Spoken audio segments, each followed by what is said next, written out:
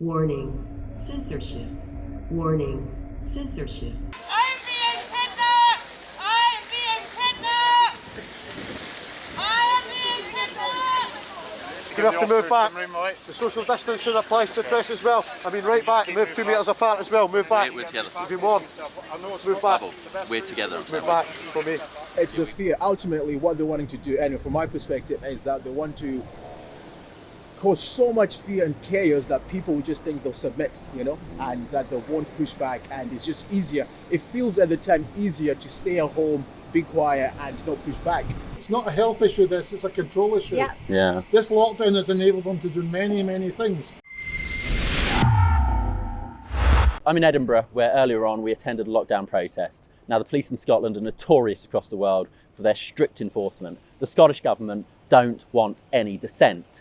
You'll see from the clips from earlier on, the police presence was huge. Yeah, there's 3 people standing with you. You all need to move back, okay? So we've just arrived at the protest and the police have said to us that we need to socially distance and keep away from other people. They said that the protests are on their final warning to disperse, and then they're going to start shutting it down. Now, this has only started about 10-20 minutes ago, and while we've been here, we've encountered the police already. You're journalists, press, okay. Can you just ask you to try and socially distance when you're out there, okay? Have you got masks? You're exempt. Okay. What about yourself? I'm exempt, luckily. Okay. There is a protest going on at the front of Parliament at the moment. They are being asked to disperse. And as you can see, there's not that many protesters here. There's probably more, about 2 or 3 times as many police as there are protesters. But as you can see, they're sort of spread out. No one's really gathered together as yet. But the police are sort of marching people around, telling them where to go. Don't touch me! Do not! Guys, social distancing. Move back. Move back. Can you get your distance, please? Can you move back? Between each other. Come on, guys. Come on, move back. So as you can see, the police now are closing this down. It's getting quite rowdy, a bit of clashes between protesters and the police. We don't expect this to be going on for much longer, but there's, as you can see, a very heavy police presence here, and they're starting to mobilise and arrest people. Just move back, sir. All right? Thank you. Just stay back, guys, and give everybody a bit of space.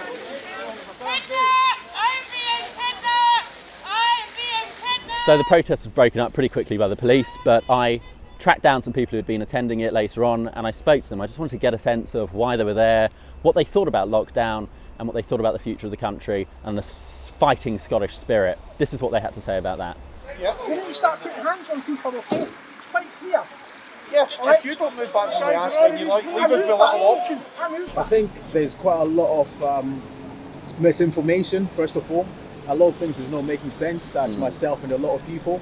And, we have a right to kind of gather and, have our voices heard. So that's why I came to the march to, support that kind of cause and at least have an alternative voice.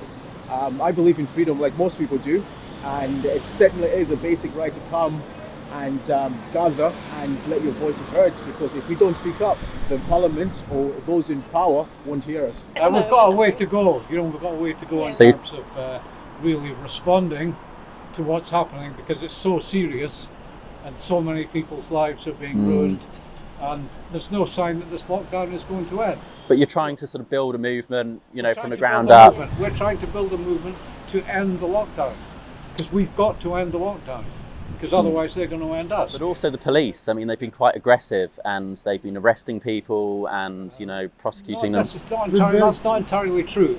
We've been at Glasgow Green since May, and we've never had a problem with the police, okay? And we've never had a problem with the police at the rally in Edinburgh. So that's not entirely true. We're not used to having repressive policing. Okay, today was they obviously were enforced to make big arrests today. This was something different, but that hasn't been the pattern up till now. So what do you think that is? What do you think's changed? If they hammer this today, if they put more rules in, if they stop takeaways and they stop construction and stuff, the more nails they put in, the angrier people are getting. People are simmering away right now. You've got 3 major propaganda and sort of slogans almost of that save lives, save the NHS, etc., etc. But really, are you saving lives when you've actually devastated, impoverished, and... Well, one of the other things as well is mental health. A lot of people, suicides are rising. That was a crisis before It's a huge crisis and now, yeah. You've caused it's psychologically, it's destroying. You're going to have to move back. The social distancing applies to the press as well. I mean, right back, move 2 metres apart as well, move back. We're together. You've been warned. Move back. We're together. Move back for me. Essentially, part of the thing that they say is we're ruled by consent. So not doing anything or inaction is actually giving them power to carry on and pushing on their agenda. If you don't believe or if you have doubts or you are curious about what's really going on and your voice is not being heard, one of the most strongest things you can do is come and gather as a people together, and that's the only way your voice can be heard. You can comment all you like on Instagram, on social media, they don't care, but if you gather in person and the media sees that gathering us in person, then everybody will know it's okay to come out. And do you think that's why there's such a heavy police presence here? Of course. Yeah. They need to nip it in the bud. If they nip it in the bud, then everybody will be too scared to come. There's lots of people around, not just adults and scientists, are bravely stepping out and risking their reputations to tell the truth. We are also coming out in all weathers, spending money, doing things sacrificially, not seeing our families or anything like that, because this is such an important cause for us. It's the fear. Ultimately, what they're wanting to do, and from my perspective, is that they want to cause so much fear and chaos that people will just think they'll submit, and that they won't push back, and it's just easier. It feels at the time easier to stay at home, be quiet, and not push back.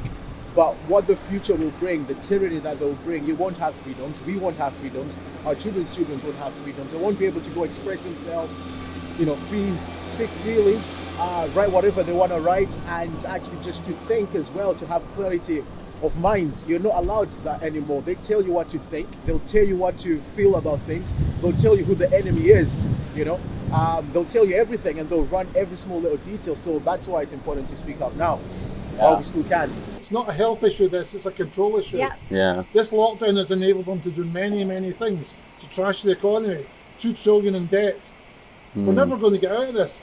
Many scientists have said that the lockdown, the recession, will cause more deaths than COVID. 100%. Right? They wouldn't say that for nothing. The recession caused more deaths than COVID or the flu. Where has the flu gone this year? Well, scientists have just come out recently and said that the flu is now transposed into COVID figures. That's all they've done. They've transferred the flu season into COVID deaths. So what do you think the way out of this is? Do you think there's any hope It's at all? just to awaken the people to the truth. Right. They've shut down they've shut down pubs, clubs, football grounds, anywhere, libraries, anywhere you could meet for a chat. Shut down. I was told by the manager of a supermarket, talking to a couple that I knew about the masks and how uncomfortable they were, and he came along and said, you can't talk about that in here. And you never get a balanced narrative as well. So again, I believe in science, and all science should be heard. Whatever voice, whatever opinion that scientists have, they all should be heard. And it's only one voice that we hear right now. And it's the thing, it's not about who's right or who's wrong, it's about having the debate. It's having the debate, everything out in the open for everybody to see and make a decision based on that. So you've just heard from those people who are at the protest, and it's clear that the Scottish fighting spirit is still alive and well, if only in a few people, but hopefully more and more people will stand up and fight this.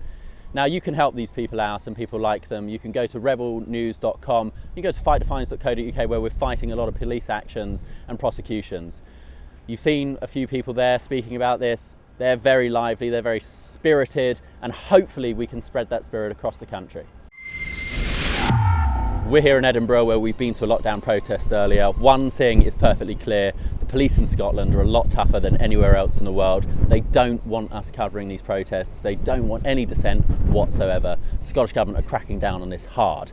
Nonetheless, here at Rebel News, we're going to continue to cover these stories in the UK and across the world. You can help us, you can support us at rebelnews.com or at fightdefiance.co.uk, where we are fighting lockdown fines and actions by the police across the UK.